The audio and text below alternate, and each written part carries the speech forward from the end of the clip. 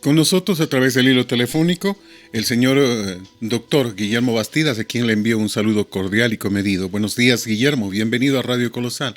Vamos a arrancar como todos los martes con diferentes temas. Empecemos con un tema local. Hay preocupación en la colectividad, en la ciudadanía, por los problemas que en Izamba está derivando del comercio informal.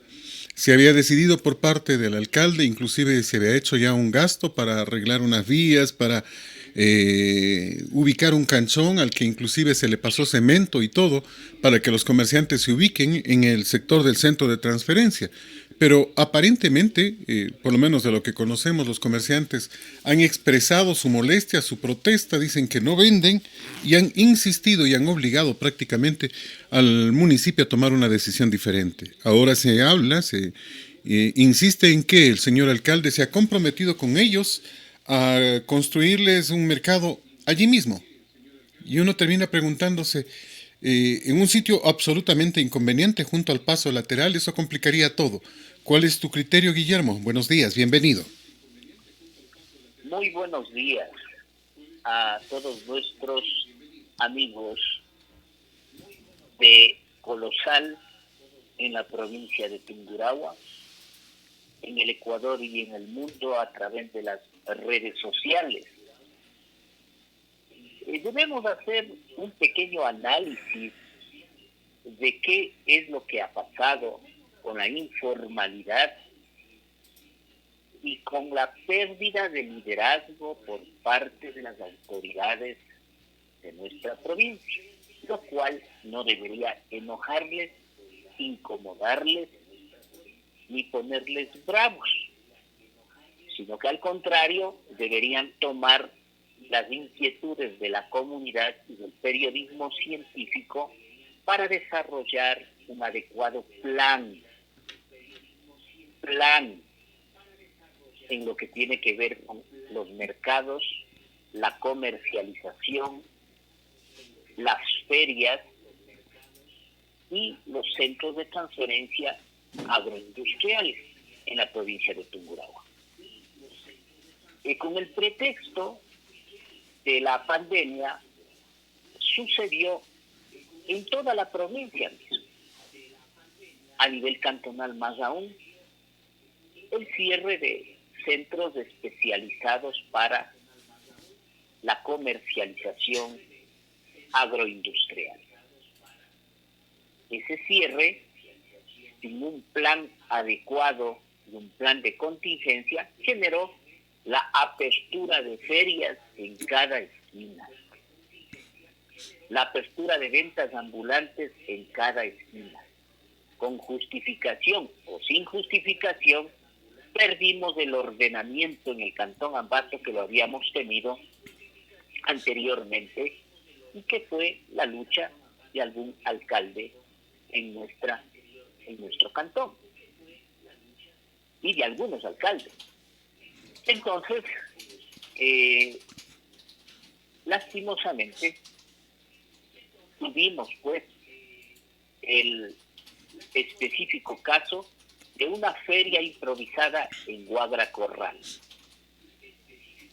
un lugar que no es pues, apto para el negocio o para la formación de un centro de transferencia agrícola industrial. Se hizo 3 o 4 adaptaciones en el buen sentido y sentimiento. Las autoridades de la provincia incluso colocaron los sitios para desinfección, porque nadie hace caso a nadie aquí en la provincia de Tungurahua. Cada quien se toma sus leyes como puede y como quiere. Sin embargo, esta feria improvisada, no autorizada, tenía muchos inconvenientes y las autoridades cantonales manifestaron que debe ser reubicada cuanto antes en el centro de transferencia agroindustrial de Unamuncho, mientras se construye un nuevo espacio en Izamba. luego de un proceso de socialización. Ahora nos damos cuenta que ni se ha desalojado el asunto de Guadra Corral, ni se ha solucionado el asunto de Unamucho, ni se soluciona el asunto de la parroquia de Izamba. Un sector residencial, un sector con una gran cantidad de centros educativos de alto prestigio, como es característico en nuestro cantón Ambato, tener centros de alto nivel educativo. Un lugar en donde se encuentran localizados centros de alto nivel médico. Para contar la envergadura del problema podemos nombrar centros educativos como Atenas, Galominio, por nombrar los principales, porque tenemos varios, y por nombrar los principales centros de salud de alto prestigio: Solca, Cruz Roja, Crevital, centro de especialidades. Querés construir en ese sector un nuevo mercado Santa Clara, rodeado también por los pasos laterales. Que por obvias razones se construye pasos laterales para desfogue, pues, para huida, para salida de emergencia, como se lo puede entender. Vamos a imaginarnos qué sucedería con la presencia de un nuevo centro de mercadeo, o denominado Nuevo Santa Clara. Aquí es muy importante entender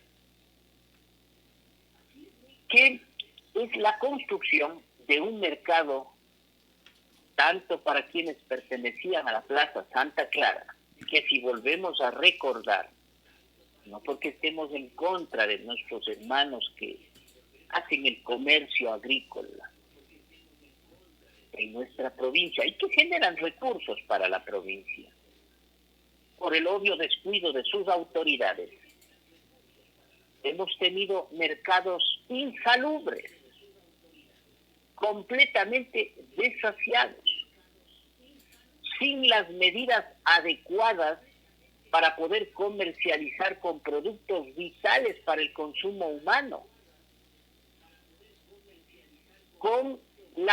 sin vías alternas que nutran y que desfoguen ese mercado.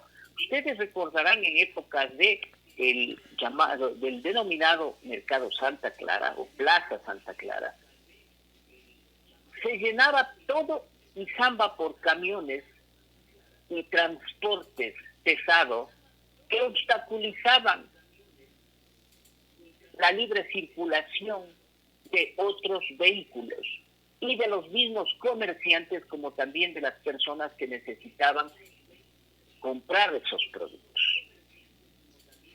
Vamos a trasladarle ahora al barrio, al otro ladito, a un barrio residencial, barrio donde existen centros médicos, barrio donde se encuentran localizados centros educativos por presión de algunos líderes, entre comillas, que solamente buscan el beneficio personal y personalísimo. Yo pienso que eso no es lo más correcto y que la autoridad cantonal y provincial deben fundamentarse en criterios técnicos, nuevamente decimos, científicos, en personas de alto nivel de planificación, en mercadeo y en plazas y mercados. Hay personas de alto nivel al respecto para que puedan dar luces frente a la reubicación de la informalidad, que tiene que ser lenta y progresiva, porque entendemos la situación de nuestro país y de nuestras personas que están ahora centradas en la venta ambulante, sí las entendemos. Y no es una responsabilidad total de nuestros vendedores ambulantes, porque están muriendo de hambre también. Pero sí es responsabilidad del Estado y de sus gobernantes, sean nacionales o cantonales o parroquiales, para presionar y fomentar un verdadero plan de áreas de transferencia agroindustrial. Entonces, sugerimos que la reubicación tiene que irse dando paulatinamente. No podemos convertirle a Ambato ni a Tungurahua en un centro de comercialización ambulante en toda esquina, en toda cuadra, en toda parroquia. Luego van a venir con otro mercado a cada uno de los barrios. Yo no sé si se les ocurre uno en Ficoa, otro en Atocha, otro en San Antonio, otro en... Por favor, yo pienso que es un momento de que con criterio urbanístico, que sí los hay ambateños, hay tungurahuenses que tienen altos conocimientos sobre desarrollo urbano, tienen maestría sobre desarrollo urbano, a quienes se les debería consultar y no dejarse guiar por 3 o 4 personas que presionan a la fuerza o al paro o a la no me muevo de aquí para funcionar en una tierra que ahora se ha convertido de nadie, mi querido Fernando y mi querido Ramón. Junto a el problema de la inseguridad, que siempre será grave, ¿no? Guayaquil ha tenido una serie de inconvenientes, prácticamente varios sicariatos en una sola semana, varias muertes, robos, y esto obviamente ha puesto en alerta a su alcaldesa. Inmediatamente ha ofrecido dotarles de armas a la policía y ha exigido que el gobierno le dé respuesta. 500 elementos fueron trasladados a Guayaquil. La pregunta es de dónde. La policía no ha incrementado el número, así que seguramente algunos de Ambato o que estaban aquí en Ambato habrán ido para Guayaquil ahora. La pregunta es, ¿podemos ir a corregir un problema desnudando otro problema? Lastimosamente, mi querido Fernando, cuando no existen verdaderas líderes que gobiernan las parroquias, los cantones, la provincia, las provincias, terminan en eso, y de eso somos víctimas siempre. ¿Cómo hemos visto salir de aquí grandes instituciones?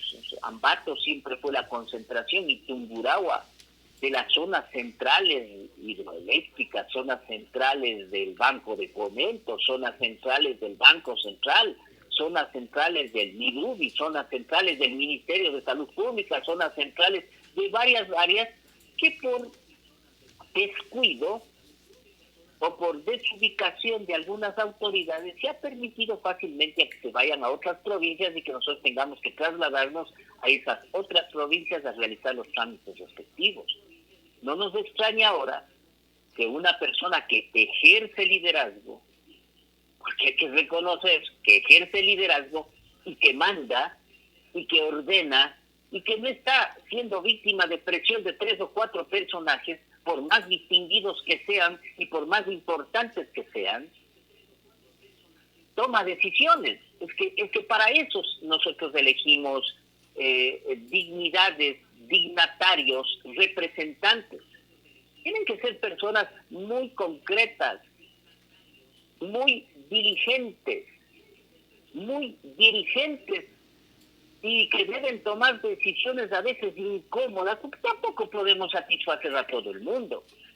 Tampoco podemos estar de acuerdo con todo el mundo, pero sí debemos recordarles que estamos en el siglo XXI, pues. Es imposible que nosotros sigamos viviendo, peor aún, en pandemia, en una zona de insalubridad y creándose otras zonas de más insalubridad y aglomeración, teniendo en cuenta que incluso posiblemente se nos está amenazando de presentar a posterior cortes de agua en plena pandemia. Entonces, eso ya es responsabilidad. Igual, es la invitación. Yo creo en la capacidad de los actuales líderes ¿no? Quiero creer, cada vez me emociono cuando veo alguna nota diferente a la habitual, como fue la toma de decisiones sobre los cementerios, por ejemplo. Y en este momento deben tomar la decisión, salte y brinque quien sea, pues si existe una decisión técnica y científica, una resolución con el aval técnico y científico de especialistas y expertos en áreas de mercadeos, en áreas de urbanismo, si tenemos un magíster en urbanismo, hagámosle caso a él, pues. Este tema siempre será preocupante, pero hablábamos del tema de la seguridad también.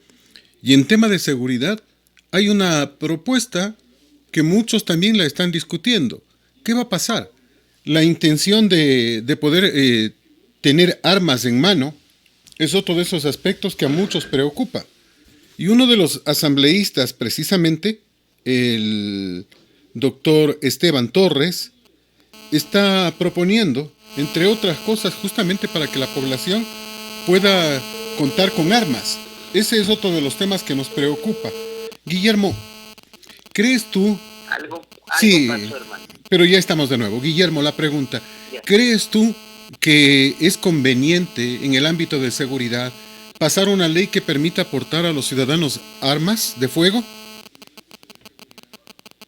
Ya, concluíamos la idea que pensamos en que nuestras autoridades, salte y brinque quien sea, deben tomar decisiones y las vamos a apoyar.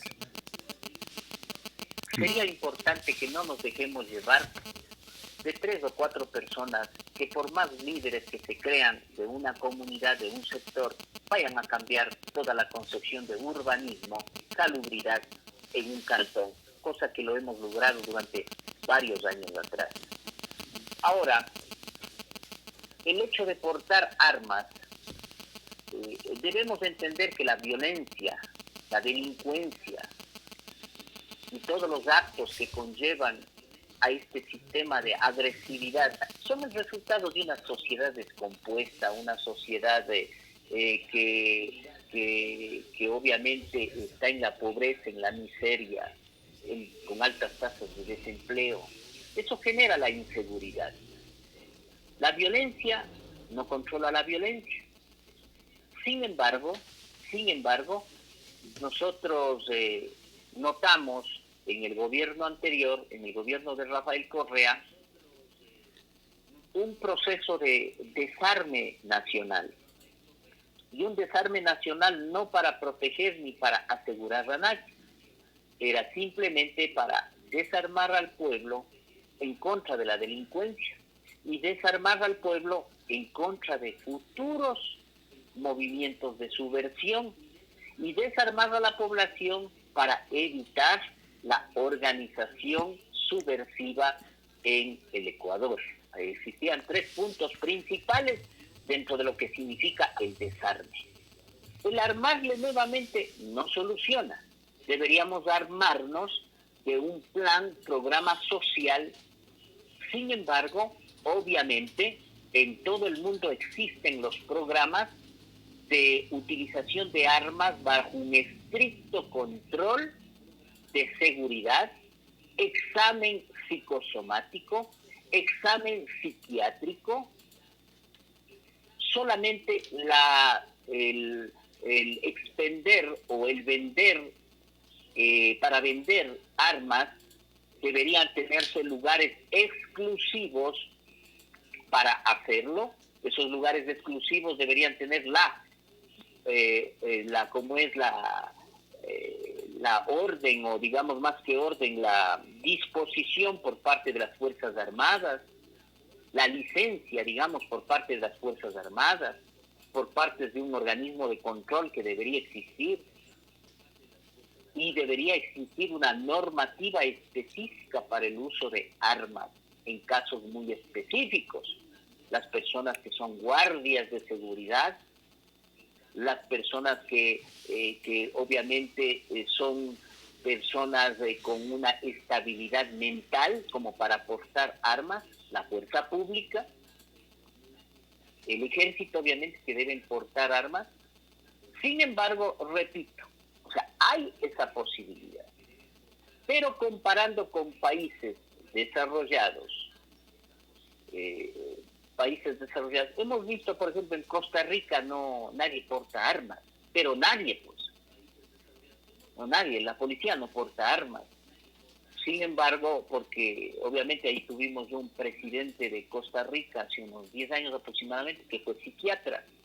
Entonces, obviamente, él volcó todo su plan y programa no al portar armas ni a elevarle a moción a nivel de la Asamblea una ley para portar armas, sino que al contrario desarmó a todos e incluso desapareció el ejército porque dijo que no había enemigos externos si creamos una fortaleza interna que es la salud y la educación en su país. Eso es lo que manifestó. Y obviamente desarmar a todos significa desarmar a todos. O desarmamos a todos o armamos a todos, porque aquí es imposible e inaudito encontrar a los delincuentes con armas de mejor calibre que las mismas Fuerzas Armadas. Entonces, mi querido Fernando, yo no creo que la solución sea el generar alguna normativa o alguna ley para portar armas. No es la verdadera solución. Son alternativas, eso sí, para el uso de las armas, pero por las unidades de resguardo civil nacional o internacional y para las personas que hacen el manejo de la seguridad y para personas con estabilidad mental normal que soliciten las armas mediante un trámite que se lo realizaría a través de centros específicos para la autorización del manejo de armas. Pero repito, esa no es la solución. La solución es generar ese cambio social, esa modificación social que implica fuentes de trabajo, la presencia también de extranjeros aquí en nuestro país con el respectivo, con la respectiva, con el respectivo historial jurídico de sus países.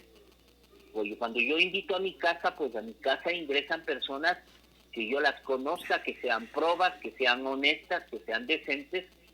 Hay que limitar el ingreso, porque todos nuestros hermanos extranjeros, el Ecuador primero que es una patria de todos a nivel mundial, pero acá uno también tiene que ser como autoridades nacionales, porque eso ya depende de las nacionales, autoridades nacionales deben permitir el ingreso a ciudadanos con historial jurídico positivo, es decir, que no hayan delinquido, que no sean considerados como delincuentes en otro sitio y personas que vayan a contribuir con el desarrollo, con el progreso de la nación y que no vayan a más bien generar más pobreza, más deambulación, más ventas ambulantes, más situaciones catastróficas en un país que al momento se está quebrando por su sistema económico que no está bien manejado por parte de las autoridades, más aún en pandemia, mi querido Fernando.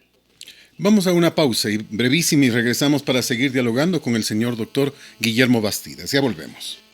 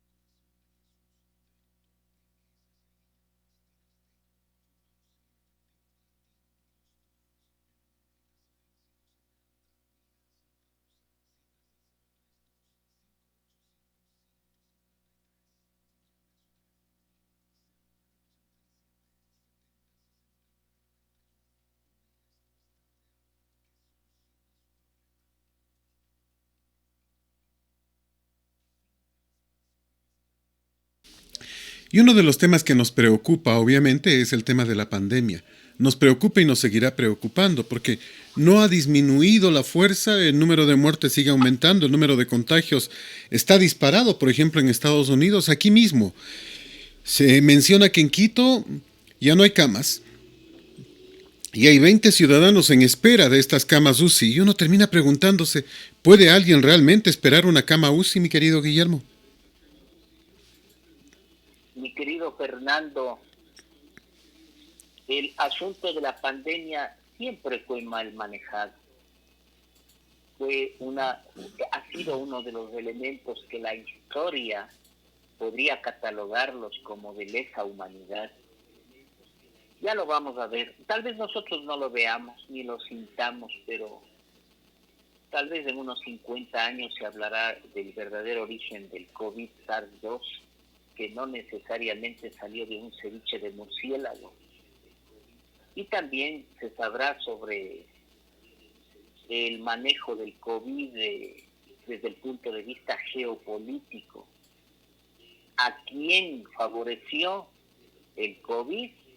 Porque hay personajes que se favorecieron del COVID, ¿cómo te imaginas? Así como se favorecieron de la evacuación del volcán Tungurahua.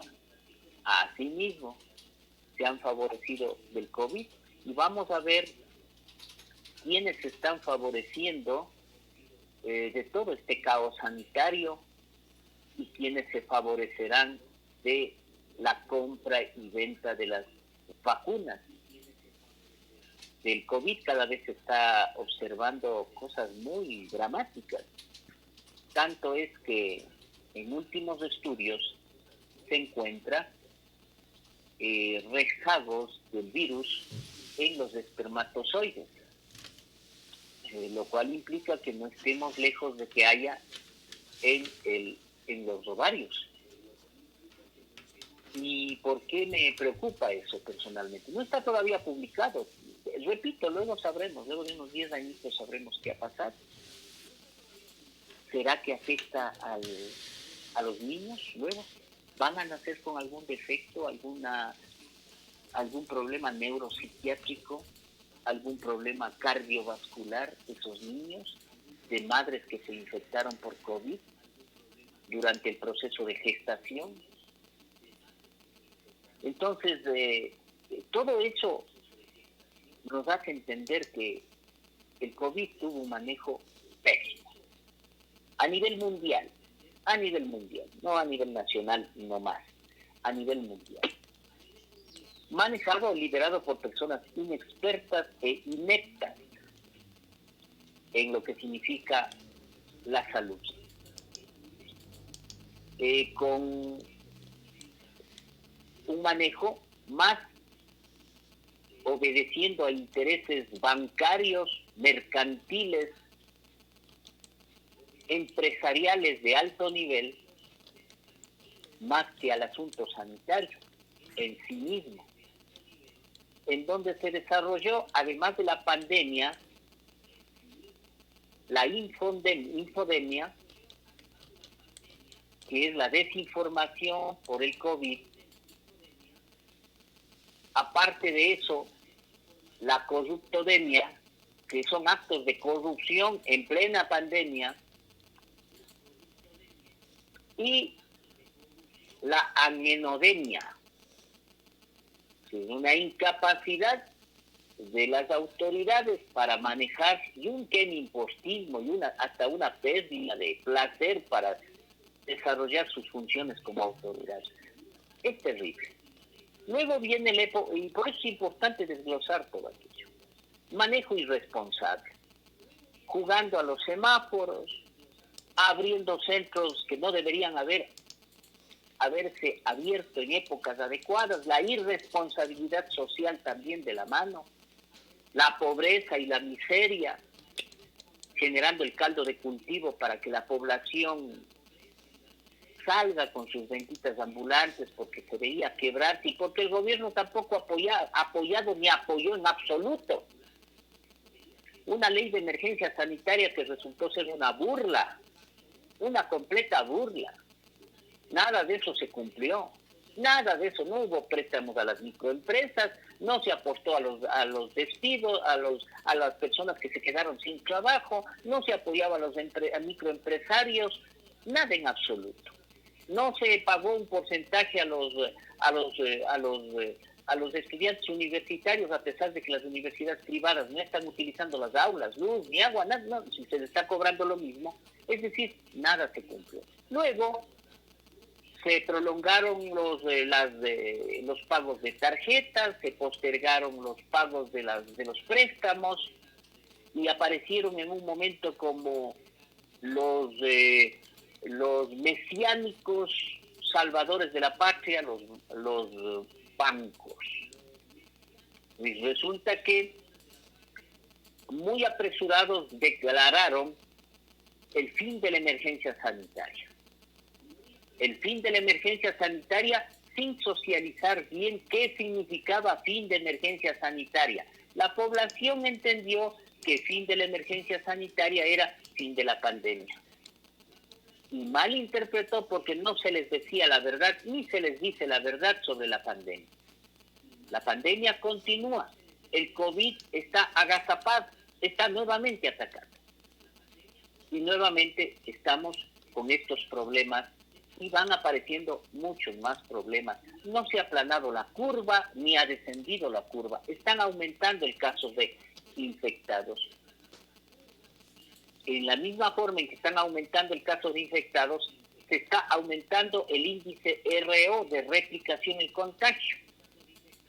Al principio fue de 1 por 1, es decir, un enfermo contaminaba a 1.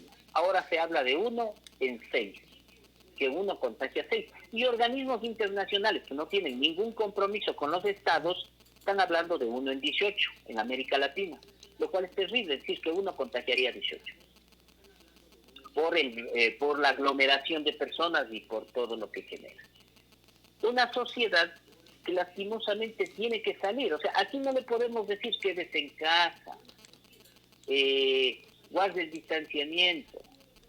He salido a las comunidades porque estamos en las comunidades impartiendo recomendaciones sobre el COVID, sobre el alejamiento y distanciamiento, y estamos llegando con mascarillas a las comunidades, al menos, y frasquitos de alcohol, al menos, y un diálogo ameno con personas separándonos en grupitos de 3 o 4 para decirle que se cuiden. En las comunidades no están usando mascarillas, en las comunidades no hay el distanciamiento, y posiblemente en las comunidades no es el problema, sino que luego ingresan, pero las personas salen a los mercados, se contaminan y regresan a la comunidad y terminan contaminándolas también.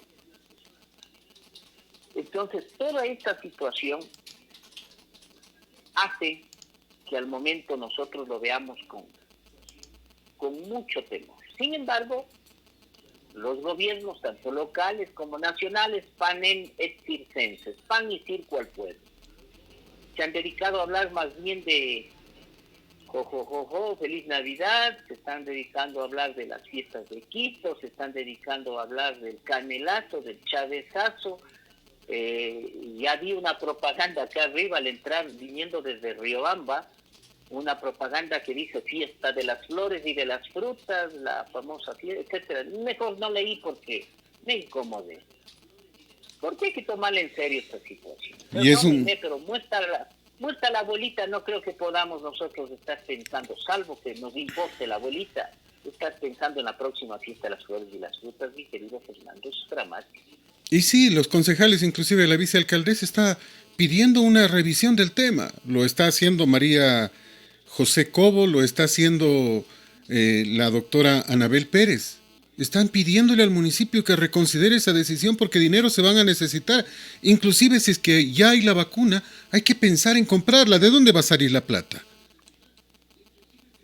A ver, aparte de que de dónde va a salir la plata, que obviamente va a salir de nuestros bolsillos, no va a salir de la plata del presidente de la República, ni de los alcaldes, ni de los concejales. Va a salir del pueblo ecuatoriano, de los impuestos y todo eso. Pero a pesar de eso, debemos aclarar que ninguna de las vacunas es completamente eficaz, eficiente ni nos da las garantías absolutas para su uso. Es más, ha habido serias complicaciones con la administración de la vacuna. Además, yo no creo que este gobierno sea tan eficiente de hacer los contactos necesarios con Oxford, porque eso hubiese sido interesante que la vicepresidenta, por ejemplo, en vez de irse al Vaticano, porque Dios no está en el Vaticano, posiblemente Dios está dentro de cada uno de nosotros y nos está cuidando, y hay que darle gracias a Dios de estar presente con nosotros. Pero debía irse a Oxford a negociar el asunto de las vacunas, o debería haberse ido a hacer contacto con Biotecna o con Pfizer. Sí les hemos agradecido mucho una fotita en Pfizer facilitando las vacunas, pero así es este gobierno, ¿no? Lastimosamente así es, y así son los politiqueros de turno. No se ha hecho nada. Así que en este momento, al no haber curación, en lo real, vamos a lo práctico, al no haber vacunas, porque al pueblo también se le da el mensaje que se le quiere dar, o sea, piensan que llega en enero, desembarca y repartimos como panes en cada esquina. No es así. Hay que entender que para traer esa vacuna necesita procesos específicos o cadenas de cuidado y de salvaguarda de la integridad de la vacuna, que en la mayoría se ofrece con un nivel de congelación de menos 70 grados Celsius. Equipos que no hay todavía aquí en el país y que recién en las empresas de estas farmacéuticas están generando un producto que pueda mantenerle a esa temperatura sin que sean necesarios esos congeladores de menos 70 grados Celsius. Aparte de eso, repito, no es que llega y se reparte como panes. Esto tiene que ser distribuido, primero capacitado el personal específico para que con las normas de bioprotección necesarias sean trasladados para administrar la vacuna a ciertos grupos que se recomiende técnicamente administrar. No es que se les administra a todos. Y de eso, obviamente habrá que descargar un protocolo de consentimiento informado. Porque si me dicen a mí que me vacune, yo no me vacuno. O si le dicen a Pedrito que se vacune, tampoco se vacuna. Entonces, todo eso tiene que meditarse muy bien y sería sano. Lo que pasa es que estamos rodeados de una cantidad de gobernantes pícaros, ineptos y politiqueros. Entonces ellos lo que hacen pan y circo de todo. Si puede aparecer por ahí alguna cosa que le dé un mejor matiz y color, lo hacen, así sea en contra de la norma y de la técnica. Entonces, eso de las vacunas está por veremos todavía, mi querido Fernando, y repetimos lo que decimos en nuestro peregrinar por las comunidades. Nosotros debemos mantener el uso de las mascarillas. Ya se les dijo, los concejales, en vez de estar pensando en la próxima fiesta de las flores y las frutas, deberían empezar a normatizar una multa por el no uso de las mascarillas. Una no multa que debería cobrarse. Primera, tanto valor; segundo, tanto, como se hace en otros países. La única forma, el distanciamiento. Debería estar recorriendo algún dron, algún carro, tantos carros que hay aquí de la municipalidad. Todo eso debería poner un alto parlante, por favor, a distanciarse por las comunidades, ¿no? Pero si estuviesen en campaña política y sacan tractores y todo. Entonces todo eso tiene que transmitirse a la comunidad. Los hospitales están en este momento saturados en la unidad de cuidados intensivos, me refiero y aclaro. Y eso no es culpa de nuestras autoridades, ni del IES, ni del Ministerio de Salud. pública locales, ni de sus médicos, ni de sus enfermeras, aclaro también. Es el resultado de un mal manejo nacional de esta crisis sanitaria. Y que los trabajadores médicos están trabajando, dándole pecho a las balas. Nuestras enfermeras, nuestros profesionales del Ministerio de Salud Pública, del IES, del Hospital Municipal, están trabajando duro y feo, como se dice, contra este COVID. Pero si no existe una decisión nacional de la autoridad gubernamental que lidera el proceso sanitario en el país, pues no vamos a tener ninguna salvaguarda aquí. Entonces, ese es el verdadero problema, y el verdadero problema de la pandemia ya viene con los juicios de coactivas, viene con los problemas del pago a la banca que se benefició bastante, ¿no? Bastante se ha beneficiado la banca de la pandemia. Y es que los diferimientos de la banca, las ayudas, se quedaron cortos si es que los hubo. O sea, le dijeron a la gente, bueno, tranquilos, pasamos la ley humanitaria, eso significa que usted va a tener un alivio, que no hay inconveniente. De pronto le dijeron, se acabó la pandemia, que no se ha acabado, pero oficialmente se terminó cuando dejó de renovarse la emergencia en el país. En septiembre, entonces ahora le dicen, ya pague nomás todo junto y reunido. ¿Cómo? Si debió haber determinado nuevos plazos, valores de interés. A ver, la pandemia va a seguir, entonces empezamos a pagar desde enero. Usted tenía que pagar 100, entonces vamos a dividirlo en cuotas de $12, para que a los 100 se agregue un porcentaje de interés. Pero no se ha hecho aquello, pues. Ahora es pague todo reunido. ¿Cómo cambiamos esto y cómo le ayudamos a la gente? Porque decir que eso era ayuda, bueno, pues se quedó corto aquello. Sí, jamás han ayudado las instituciones, luz, agua potable, pago de teléfonos, todo. Ahora la gente está pagando horrores y muchas personas están ya viviendo desconectados porque simplemente no tienen la telefonía celular. Caramba, ¿cómo ha ganado, no? ¿Cómo ha ganado la telefonía celular? ¿Cómo explota el pueblo? Habrá que revisar eso. Las autoridades, la asamblea, la próxima asamblea tendrá que revisar eso, porque la actual no ha revisado, porque obviamente debe tener sus intereses, ¿no? Pero la próxima debe un poquito de vestirse con la bandera de la patria y con la pobreza y miseria de la gente, momentáneamente al menos, cada vez que vayan a las reuniones, siquiera para defender los intereses de la nación y sentarles un poquito. Tenemos una telefonía celular la más cara de América Latina, carísima. Aquí cuando te va a entrar tú haces una llamada, primero te pasan hablando casi media hora. Es su servicio, y ya se te sigue consumiendo el valor tuyo. Entonces todos esos elementos más se habló de préstamos a la microempresa. Yo he recorrido la provincia preguntándoles a los hermanos del calzado en Ceballos, del calzado en Quizaleo, en el sector de Quizaleo, que han puesto una feria alterna.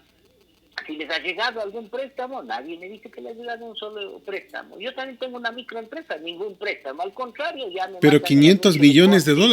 $500 millones, dice el gobierno, que ha entregado a través de la Corporación Financiera Nacional, y el ministro lo volvió a reiterar ayer. Y uno se pregunta, ¿pero a dónde llegaron? Porque al pueblo no llegó. Así es, habrá que preguntarles dónde ha llegado, porque a nosotros no nos ha llegado en absoluto. Entonces, toda esa situación es lamentable, es terrible. Esperemos que las cosas vayan modificándose, que las cosas vayan en beneficio de nuestro pueblo y que ojalá se les ilumine un poquito, porque el COVID no pide perdón a nadie, ni pide permiso a nadie, ni pide orden ni disposición a nadie. Si no controlamos esto, la situación va a ir de mal en peor. Nuevamente empezamos a escuchar la muerte de amigos. Otra vez nos están llamando a pedir camas, otra vez están pidiendo recetas para medicamentos que no hay aquí y que tienen que enviar a traer de Quito o salir del país.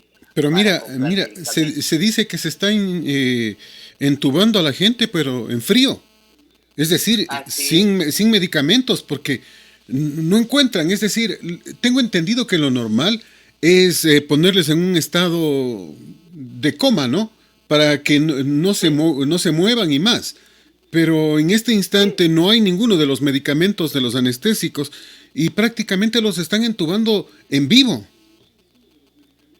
sí, se utilizan sedantes, que son benzodiazepinas de acción ultracorta, o se utilizan eh, relajantes, sustancias como el pancuronio, el dormicum, otras sustancias, pero que no se encuentra ahora ni por oro ni por plata.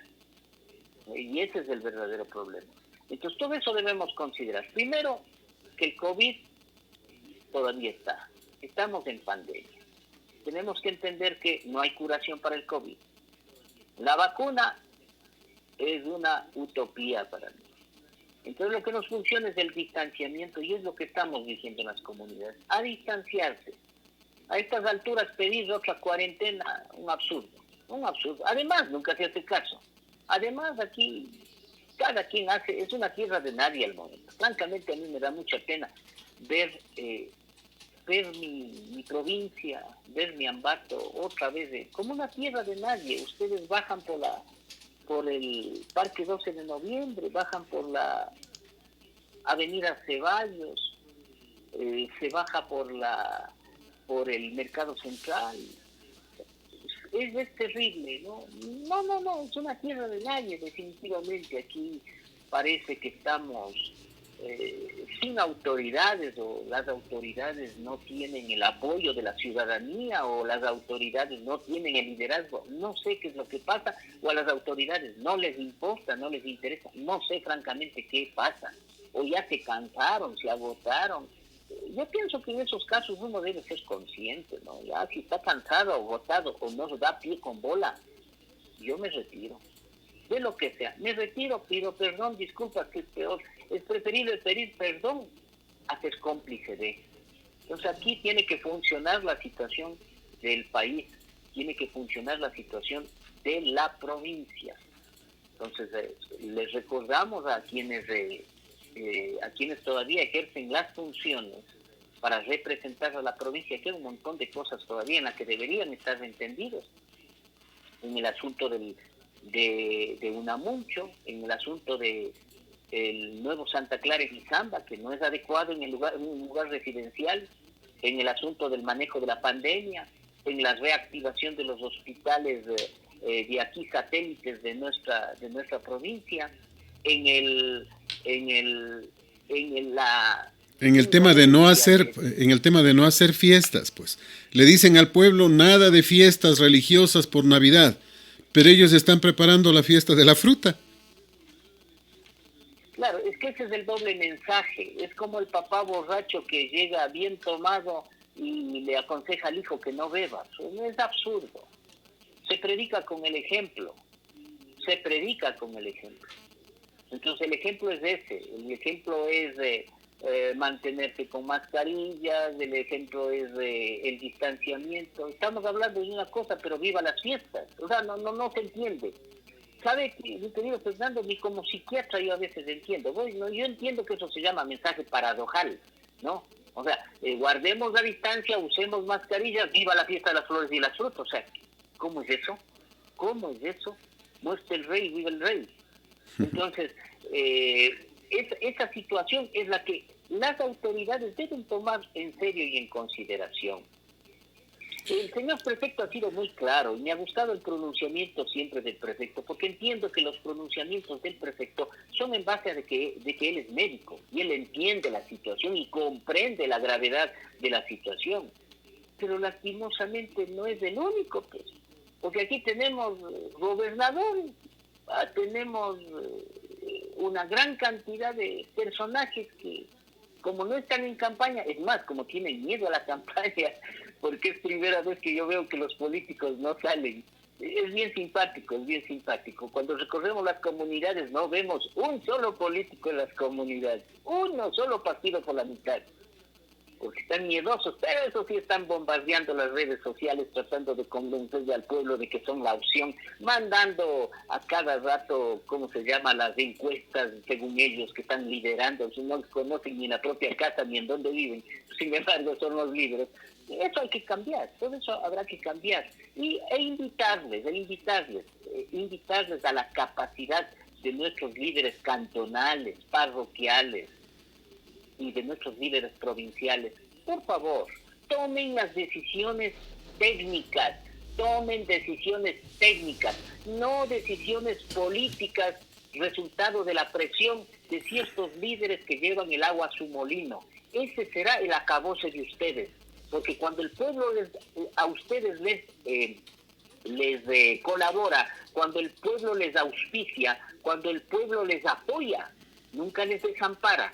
Cuando estos llamados lidercitos pequeñitos, pero que se creen grandes, les dicen qué hacer y no queremos la feria acá, si no queremos acá porque a nosotros nos interesa, ellos el rato que a ustedes les va mal, ahí les dejan botaditos. Entonces, por favor, una recomendación desde el punto de vista psicoemocional, afectivo, y que ojalá vengan días mejores para nuestra provincia. Mientras tanto, nosotros mantengámonos nomás con mascarillita, mantengámonos nomás con el distanciamiento social, mantengámonos nomás con el lavado de manitos y alcohol, y nosotros los profesionales de la salud obviamente estaremos visitando los diferentes sectores de la provincia con altoparlantes diciéndoles que guarden el distanciamiento, que usen mascarillas, porque esa es nuestra función, prevenir y no lamentar, así como lo hacen los medios de comunicación, que han sido un gran baluarte a nivel nacional, un gran baluarte porque han sido los únicos que han dicho la verdad, que lo han gritado y que siguen cada vez manifestando usar mascarillas, distanciamiento social, que el COVID no se ha ido, que la pandemia no ha terminado, mi querido Fernando. Decisiones técnicas y decisiones políticas al mismo tiempo. Técnicamente, el salario básico no sube, no debía subir, tampoco debía bajar, ¿no? Porque hay mucha gente que dice, sí, es que tenía que bajar. No se puede bajar el salario básico, no se puede hacer. O sea, eso por ley es imposible. Pero a esta decisión técnica le suman una decisión política. El presidente de la República se le ocurre la brillante idea de que a quienes han perdido su trabajo durante la pandemia, en enero regalarles $100 por una sola vez, dice él.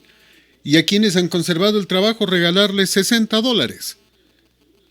Estamos hablando de más de 1 millón de personas. Pongamos 1 millón de personas que van a recibir 600,000 personas, para ser un poco más ajustado. A $100, hablamos de $60 millones. ¿Hay esa plata?